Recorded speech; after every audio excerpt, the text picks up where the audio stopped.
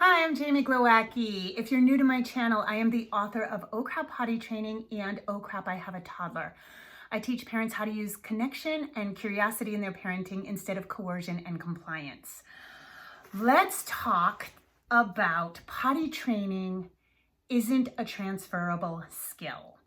And what I mean by that is that just because your child is doing well at home doesn't necessarily mean they're going to automatically do really well in other places. So this naturally comes into play when you are pressured. If both parents work outside the home or you're a single parent and you have very limited time to potty train, you might potty train over a 3-day, 4-day weekend, maybe take an extra day, and then your child goes back to daycare. It's just really important to keep in mind that it's not transferable because we can do things to help mitigate it, but it also helps change the mindset. So this is the only milestone I have ever come across in childhood that everybody has an opinion about, and everybody will tell you, or not everybody, but a lot of people will tell you, oh yeah, no, my kid did it in a day. And oh, really? 3 days and you weren't done with potty training? It takes 3 to 7 days to get over the major hump of potty training, yes? But what other milestone takes just 3 days? If you think about it, this is quite ridiculous. And most new skills that your child picks up aren't transferable at first. So when your child first learned to walk, first of all, you supported them, right? You held their little hands while they walked in front of you. You bought them like maybe a push toy. You were really happy when they cruised. And if they fell, you didn't say, oh, you're not ready. Go back in the crib. That's it, a walker for you. You didn't say that, right? You were like, oh, no, you fell, no big deal. Same thing with potty training. Now, when your child finally did let go of everything, started to make their way across the room, did you expect them to go uphill on a trail with roots and rocks? No. Did you expect them to run downhill very quickly and skillfully? No, you can't just go to any terrain. They may not have even been able to handle like a plush rug without tripping. Riding a bike, the first time you let go of that bike and your child goes, right? Do you expect them to be able to know how to pedal uphill? No. Do you expect them to go downhill very quickly? No. Do you expect them to handle all kinds of terrain? No. So we expect this of a kid though when they're potty trained, like somehow because they've done it at home and they're in the learning phases, we go, oh, they should be able to use any toilet.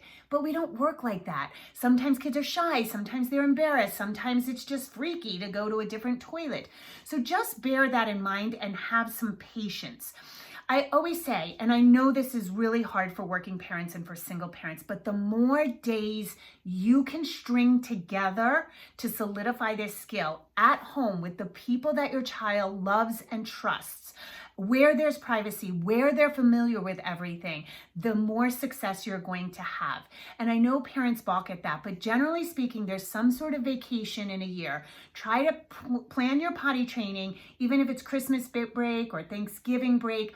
And I know it sucks, but trust me, your child, the autonomy they'll have, the growth they'll have from handling their own body fluids, this is so much more important than a Disney vacation at this age or whatever you're planning. This is really vital that your child get this down. The biggest problem that I see with families I work with is that they kind of put it off, right? Vacation, I know they're treasured, right? So parents plan these holidays, which is great, but then they push off potty training till there comes a time when your child has to be potty trained, when they're 3, going into preschool, when they're 4, certainly when they're going into kindergarten. And then the parents are put so much pressure on the child that the child resists and it never works out well. Don't do that. Use some of these vacation days. And I know it sucks. It's generally speaking, just being a parent sucks. Nobody gets out unscathed, especially here. I feel like, I don't know what it's like in other countries, but I feel like we're very unsupported as parents in America right from the get-go.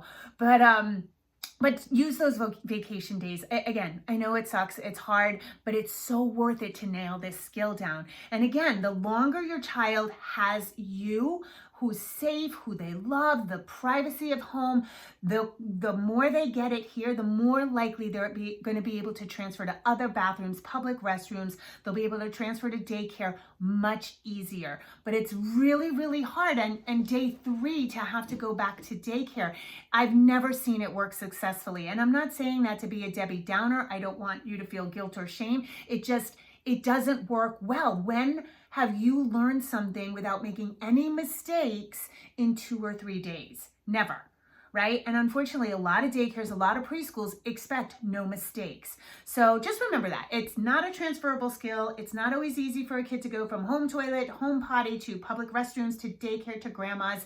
One thing you can do in your potty training process is start practicing. Start practicing by going to friend's house. Excuse me. You can start by going to your parents' house or whoever's nearby and practicing with toilets in loved people, but maybe not quite as loved as you. Yeah. And so that's a way you can practice. You can get out and practice with public restrooms. You can do that in your potty training process if you give it enough time. All right, if you like this video and you would like more information, I have lots of free and paid resources in the description of this video. And as always, you can comment, like, subscribe. If you have any questions, do comment, please. And as always, rock on.